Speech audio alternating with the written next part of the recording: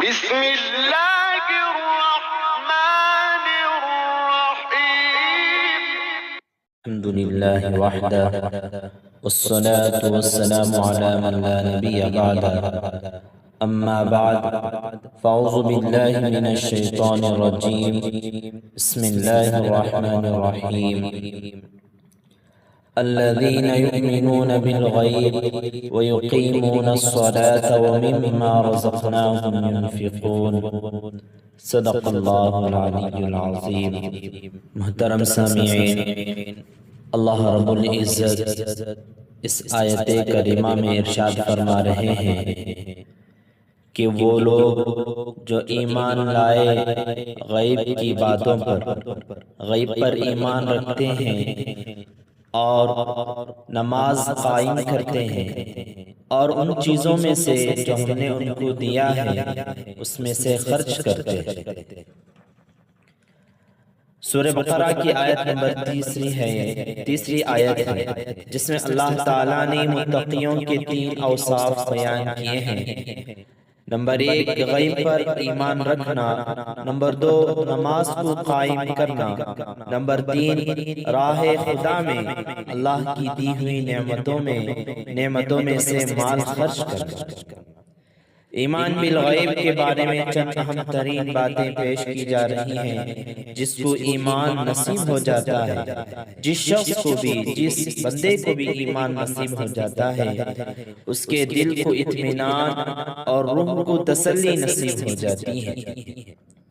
ایک مومن کے لیے سب سے بڑا سہارا، سب سے بڑا ستون اور آسرا اس کا وہ مضبوط ایمان ہے جو وہ اپنے حقیقی رب پر اور اس کے رسولوں پر اور اس کے کتابوں پر اور فرشتوں پر اور آخرت پر وغیرہ پر ایمان رکھتا ہے۔ زندگی کی مشکل ترین گھڑیوں میں اور سخت سے سخت حالات میں ایک مومن کے لیے سب سے مضبوط سہارا اس کا ایمان ہوتا ہے۔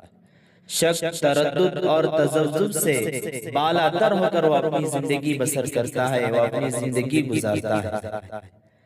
ایمان بالغیب کا تعلق محسوسات اور معقولات سے ماورا ہے، اوپر کی چیز ہے جس کے بارے میں صرف نبی کے ذریعے ہی خبر معلوم ہو سکتی ہے، نظر سے چھپی ہوئی چیز ہے۔ تجربے کے باہر کی وہ ساری باتیں جو نبیوں کے ذریعے ہم تک پہنچتی ہیں، ان پر ہمارا جو کامل یقین ہوتا ہے وہی ایمان بالغیب ہے۔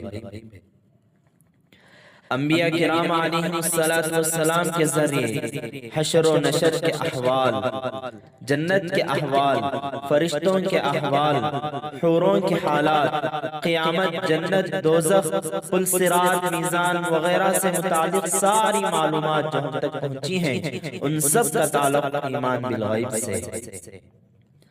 جن باتوں کا ثبوت قرآن مجید اور رسول اللہ صلی اللہ علیہ وسلم کے ذریعے ہو جائے، ان ساری چیزوں کو پوری طرح مان لینا ایمان بالغیب ہے۔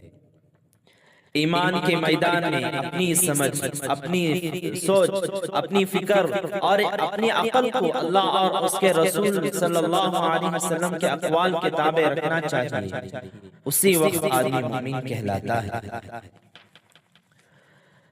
آگے اللہ تعالیٰ فرماتے ہیں نماز کو قائم رکھتے ہیں۔ وہ لوگ کیا کرتے ہیں؟ نماز کو قائم رکھتے ہیں۔ اللہ تعالیٰ نے متقیوں کے جن 3 اوصاف کا ذکر کیا، ان میں ایک نماز کا قائم رکھنا بھی ہے۔ اللہ تعالیٰ کی نگاہ میں وہ لوگ مومن کہلاتے ہیں جو غیب پر ایمان رکھتے ہیں اور نماز قائم رکھتے ہیں۔ صرف ایمان لا لیا، نماز نہیں پڑھ رہا، وقت پر نماز نہیں ادا کر رہا ہے، اپنے دنیا کاموں میں لگا ہوا ہے، تو وہ کیسا ایمان والا ہے؟ اور آگے اللہ تعالیٰ فرماتے ہیں اللہ کی راہ میں اللہ کے دیے ہوئے مال میں سے خرچ بھی کرتے ہیں۔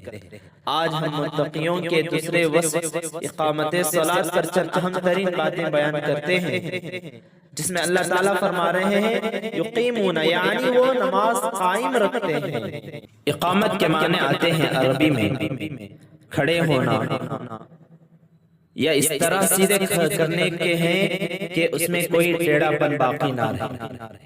اس طرح یقیمون الصلاۃ کا مطلب یہ ہوا کہ جو متقی ہوتے ہیں وہ نماز کو اس کے آداب و شرائط کے ساتھ سنتوں اور مستحبات کی رعایت کرتے ہیں، پورے خشوع اور خضوع کے ساتھ نماز کے اوقات کی رعایت کرتے ہوئے ادا کرتے ہیں۔ ایسا نہیں کہ جب نماز کا وقت ہوا کھڑے ہو گئے، جب نماز کا وقت آیا اذان خود دے کر کھڑے ہو گئے، ایسا نہیں۔ جب نماز کا وقت ہوتا ہے اس کی رعایت کرتے ہوئے ادا کرتے ہیں۔ اگر صرف یوں ہی نماز پڑھنے کا مطلوب ہوتا تو اللہ تعالیٰ یقرؤون الصلاۃ فرماتے یا یصلون الصلاۃ فرماتے، لیکن یقیمون کا لفظ استعمال فرما کر اس بات کی طرف توجہ دلائی گئی کہ نماز کو پورے اہتمام کے ساتھ، اس کے شرائط کے ساتھ، پابندی کے ساتھ ادا کرنی چاہیے۔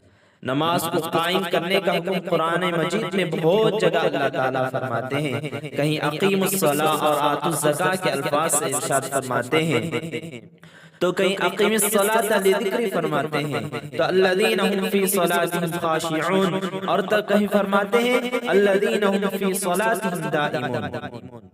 نماز اللہ تعالیٰ کی عبادت ہے جو اللہ کی مرضی کے مطابق ہونی چاہیے۔ ہم اگر اپنی مرضی سے نماز پڑھیں گے اور فجر کی نماز پڑھیں اور ظہر کی نماز چھوڑ دیں یا عصر کی نماز پڑھیں اور مغرب کی نماز چھوڑ دیں، جو آج ہمارا ماحول ہے، آج چل رہا ہے، تو یہ ہماری اپنی مرضی والی نماز ہے۔ اور رب کی مرضی والی، اللہ کی مرضی والی نماز یہ کہ دن اور رات کی 5 نمازوں کا اہتمام کیا جائے۔ نماز میں جس طرح جسم شامل رہتا ہے محترم بھائیوں، اسی طرح دل و دماغ بھی شامل اور حاضر رہنا چاہیے۔ آج ہمارا ماحول، آج ہمارا حال کیا ہے کہ ہم نماز کو آتے ہیں، دعا ہونے سے پہلے جو ہے سلام پھرتے بھی نہیں کہ نکل جاتے، اور جو کچھ قیام، رکوع، قومہ، سجدہ اور قعدہ میں پڑھا جا رہا ہے اس کے معنی پر غور کرنا چاہیے تاکہ خضوع میں مدلل پیدا ہو جائے، مدد مل سکے کہ اللہ تعالیٰ سے ہم کیا بات کر رہے ہیں۔ حدیث پاک میں آتا ہے کہ اقامت الصلاۃ سے مراد نماز کے فرائض بجا لانا، رکوع، سجدہ، تلاوت میں خشوع اور توجہ کو قائم رکھنا۔ متقی وہ ہیں جو اللہ کی راہ میں خرچ کرتے ہیں۔ آگے ایمان والوں کی صفت، متقیوں کی صفت بیان کرتے ہوئے اللہ تعالیٰ آگے فرماتے ہیں کہ متقی وہ ہیں جو اللہ کی راہ میں خرچ کرتے ہیں اور ہمارے دیے ہوئے میں سے خرچ کرتے رہتے ہیں۔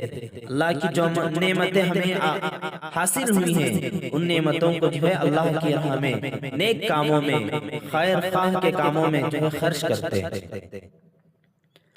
اللہ تعالیٰ اس آیت کریمہ میں یہ فرما رہے ہیں، اللہ تعالیٰ نے جو مال و دولت عطا کی ہے اس میں سے اللہ کی راہ میں وہ خرچ کیا جائے۔ متقی جہاں اللہ پر اور اس کے رسولوں پر ایمان رکھتا ہے، نماز کو قائم رکھتا ہے، وہیں وہ اللہ تعالیٰ کے دیے ہوئے مال میں سے خرچ بھی کرتا ہے۔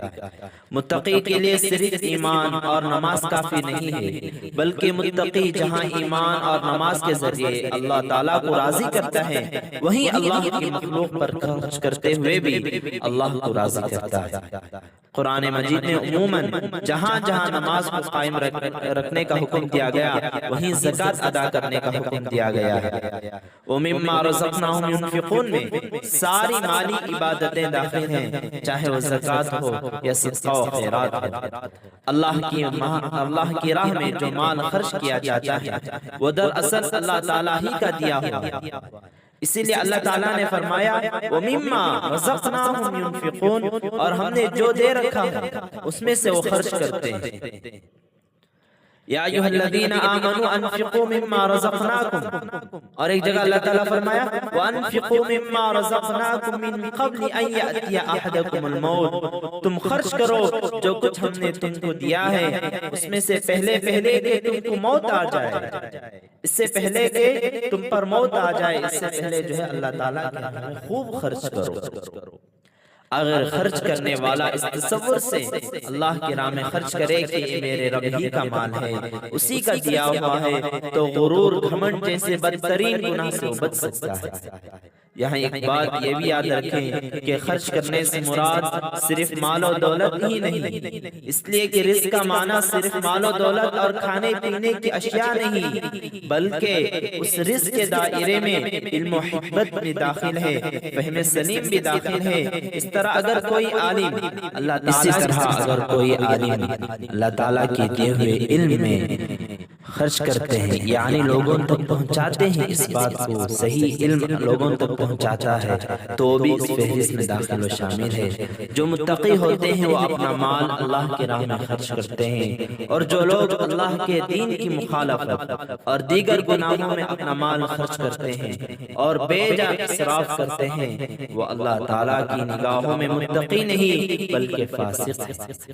حضرت ابن عباس اور حضرت عبداللہ ابن مسعود رضی اللہ عنہ نے فرمایا کہ وہ مما رزقناہم ينفقون سے مراد اپنے بال بچوں کو کھلانا ہے۔ عموماً لوگ غریبوں اور یتیموں پر خرچ کرنے اور انہیں کھلانے کو باعث اجر و ثواب سمجھتے ہیں، اور اپنے بال بچوں کو کھلانا نہیں سمجھتے، جبکہ آدمی کے متقی ہونے میں یہ بھی شامل ہے کہ وہ اپنے بال بچوں پر، اپنی اولاد پر، اپنے اہل و عیال پر اپنا مال خرچ کرے۔ اللہ تعالیٰ ہم سب کو اس کی راہ میں اپنا مال خرچ کرنے کی توفیق عطا فرمائے، آمین۔ وآخر دعوانا ان الحمد للہ رب العالمین۔